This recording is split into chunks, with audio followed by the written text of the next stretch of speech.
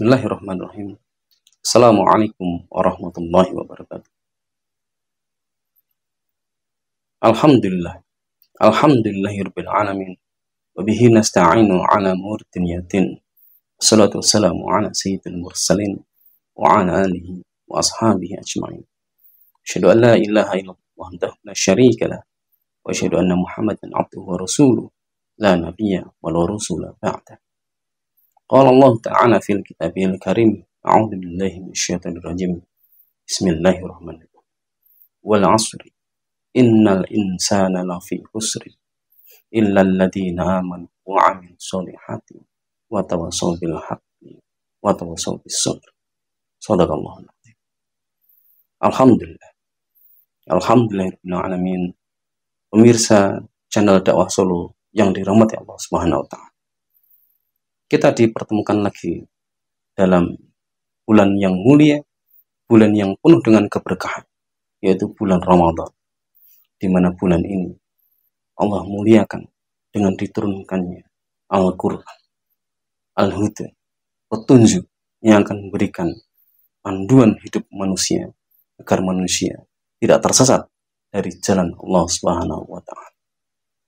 Alhamdulillah. Pemirsa channel dakwah Solo yang dirahmati Allah Subhanahu wa taala. Sungguhnya kita menjalani kehidupan sebagai seorang muslim tentu tidak semata-mata kita hanya karena KTP kita beragama Islam. Tentu semata-mata bukan karena orang tua kita dulu juga mengaku beragama Islam. Akan tapi kita menjalani sebagai seorang muslim, kehidupan sebagai seorang muslim semata-mata karena kita menyadari bahwa kita adalah makhluk Allah Subhanahu wa taala. Semata-mata menyadari bahwa kita adalah orang-orang yang oleh Allah Subhanahu wa taala diseru untuk melaksanakan syariat-syariatnya. Semata-mata menyadari bahwa kita akan dimintai pertanggungjawaban atas keislaman kita. Itulah pentingnya kita menyadari bahwa kita sebagai seorang muslim haruslah senantiasa untuk taat dan terikat dengan aturan-aturan Allah Subhanahu wa taala. Aturan Allah Subhanahu wa taala mencakup 3 dimensi. Yang pertama adalah dimensi yang mengatur hubungan manusia dengan Allah Subhanahu wa taala, yang tercakup dalam aturan-aturan tentang ibadah. Kemudian yang kedua, aturan atau dimensi yang mengatur aturan manusia dengan dirinya sendiri, yang tercakup dengan aturan-aturan tentang makanan dan minuman, aturan tentang pakaian, dan aturan tentang akhlak, bagaimana kita berakhlak. Kemudian yang dimensi yang ketiga adalah aturan-aturan yang mengatur hubungan manusia dengan sesama manusia. Aturan-aturan ini ada begitu banyak, meliputi aturan-aturan tentang sistem politik, sistem ekonomi, sistem sosial, pergaulan, sistem keamanan, pendidikan, dan sebagainya. Pemirsa channel dakwah Solo yang dirahmati Allah Subhanahu wa taala. Maunya kita terikat dengan aturan Allah Subhanahu wa taala atau tidak, itu semua sungguh adalah sebuah pilihan. Akan tetapi Allah Subhanahu wa taala telah memberikan kewajiban kepada kita agar kita senantiasa terikat dengan aturan-aturan Allah Subhanahu wa taala. Allah Subhanahu wa taala berfirman dalam surah Al-Maidah, A'udzu billahi minasyaitonir rajim. Bismillahirrahmanirrahim. Afa hukmal jahiliyyati yabghun wa man ahsanu minallahi hukman liqaumin yuqinun. Apakah hukum jahiliyah yang mereka kehendaki? Dan siapakah yang lebih baik dari hukum Allah Subhanahu wa taala bagi orang-orang yang yakin?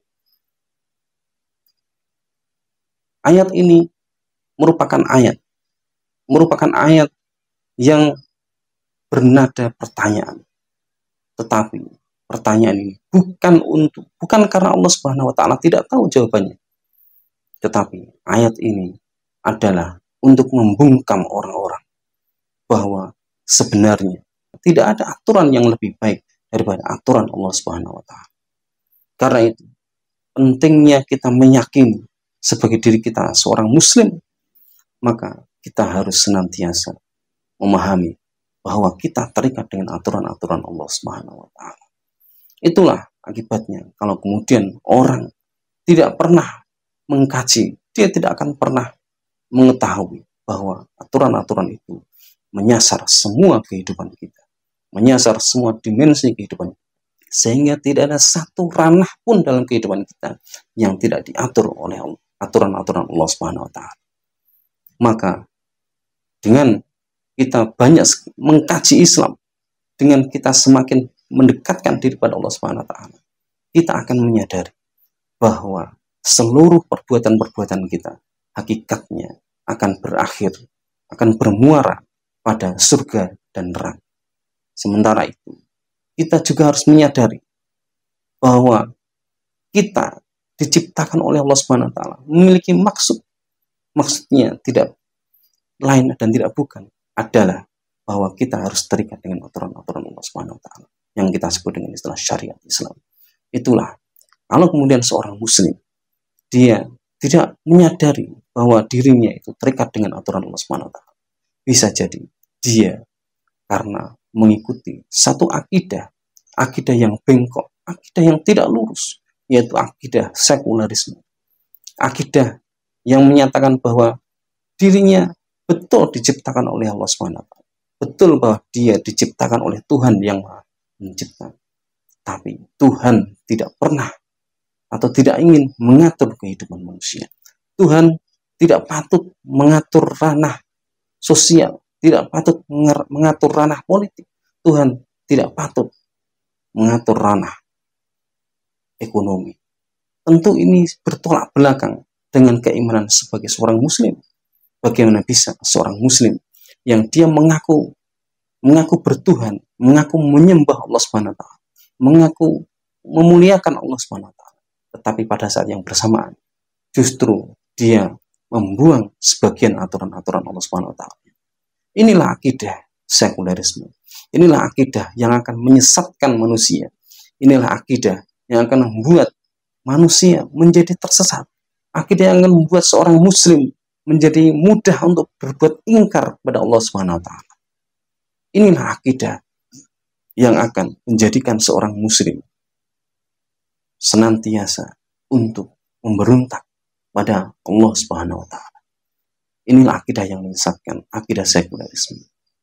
Orang mengatakan, kalau bicara agama, jangan di ranah-ranah politik. Politik jangan dibawa-bawa ke ranah agama. Kita bicara berekonomi, tidak usah bawa aturan-aturan agama. Kita sedang berada di dalam masyarakat, jangan bawa-bawa aturan agama. Seolah-olah agama itu sesuatu yang harus dijauhkan dari masyarakat. Lantas bagaimana bisa kita sebagai seorang muslim bersikap demikian? Lantas bagaimana bisa sebagai seorang muslim aturan Tuhan kita diperlakukan seperti ini? Bagaimana bisa seorang muslim bersikap semacam ini? Oleh karena itu, akidah yang bengkok ini harus kita singkirkan dari benak kita, pikiran kita. Akidah yang bengkok ini tidak pantas untuk dianut oleh seorang muslim. Akidah ini harus kita singkirkan dari kehidupan kita. Maka kita kembalikan semuanya kepada Islam. Kita kembalikan semuanya kepada perintah dan larangan Allah Subhanahu wa taala, agar kita senantiasa mendekat pada Allah Subhanahu wa taala dalam semua ranah aspek kehidupan. Tidak hanya pada satu sisi, tapi pada semua sisi. Itulah pentingnya seorang muslim yang mengaku sebagai seorang Islam, seorang yang beragama Islam. Pentingnya seorang muslim menyadari bahwa dirinya itu terikat dengan aturan-aturan Allah Subhanahu wa taala dalam seluruh ranah aspek kehidupan, dan tidak hanya terikat dengan aturan Allah pada satu kondisi saja, tetapi pada semua kondisi. Barangkali ini yang bisa kami sampaikan. Semoga bisa memberikan manfaat, khususnya bagi diri saya sendiri dan tentunya bagi para pemirsa sekalian. Wabillahi taufiq wal hidayah. Assalamualaikum warahmatullahi wabarakatuh.